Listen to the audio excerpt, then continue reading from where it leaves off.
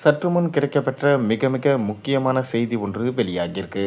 அதாவது திமுக மற்றும் அதன் கூட்டணி கட்சிகள் இந்த 2026 தேர்தலில் படுதோல்வி அடையும் என எல் முருகன் அவர்கள் சொல்லியிருக்காரு. அதாவது திமுகவில் முக்கியமான தலைவர்களோட பாஜக பேச்சுவார்த்தை நடத்தி வருவதாக மத்திய இணை அமைச்சர் எல் முருகன் தெரிவிச்சிருக்காரு.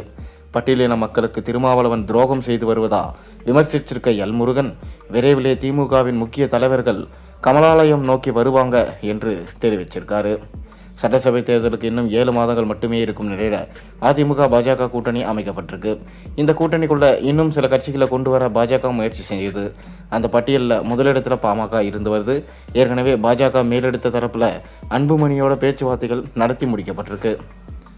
இதனால் தேர்தல் நெருங்கும் போது அதிமுக பாஜக கூட்டணியில் பாமக இணையும் என்று எதிர்பார்க்கப்படுது. அதே போல் திமுக கூட்டணியில் உள்ள ஒரு கட்சியில் பாஜக பேசி வருவதா மத்திய இணையமைச்சர் எல் முருகன் கூறியிருக்காரு. செப்டம்பர் மாதத்தில் அந்த கூட்டணி இறுதி செய்யப்படும் என்று கூறியிருக்காரு. இந்த நிலையில் சென்னையில் செய்தியாளர்களை சந்தித்து மத்திய அமைச்சர் எல் முருகன் என்ன சொன்னார்னா, தூய்மை பணியாளர்கள் விவகாரத்தில் விசிக தலைவர் திருமாவளவன் மாறி மாறி பேசி வருவது அவர் நிலையாக இல்லை என்பதையே காட்டுது. தூய்மை பணியாளர்களை தூய்மை பணியாளர்களாகவே வைத்திருக்காம அவர்களுக்கு பதவி உயர்வு அளிக்க வேண்டும். என்னை பொறுத்தவரை திருமாவளவன் பட்டியலின மக்களுக்கு மிகப்பெரிய துரோகத்தை இழுத்து கொண்டு தான் இருக்காரு.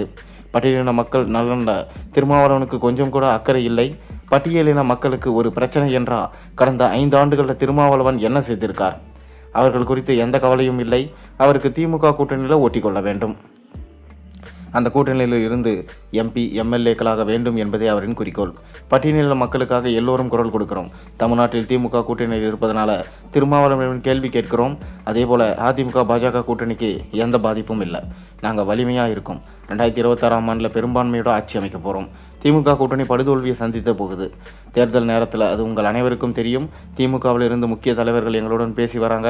அவர்கள் யார் என்று சொல்ல முடியாது. கமலாலயத்தில் வந்து இணையும் போது உங்கள் அனைவருக்கும் அழைப்பு விடுப்போம். நிச்சயமாக திமுகவின் மிகப்பெரிய தலைவர்கள் எங்களோடு வந்து இணைவாங்க என்று தெரிவிச்சிருக்காரு.